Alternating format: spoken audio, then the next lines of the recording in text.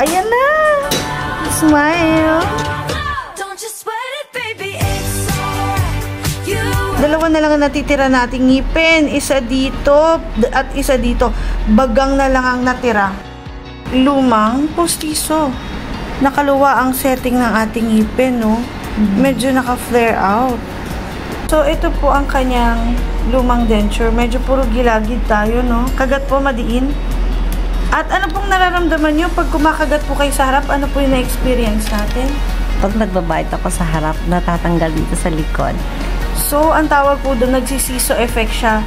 Pag hindi pantay ang kagat mo, hindi sabay, ang harap at likod, harap lang, talaga pong babagsak yung likod. Hindi porkit underbite siya, iluluwa mo yung upper. Hindi maganda tingnan. This is called a thermosense denture. Smile. Yes, bigger smile. So, definitely, hindi na tayo puro gilagid. Mas maputi rin ang ngipin na pinili natin, ha? Kunwari, sungke. Kunwari, natural.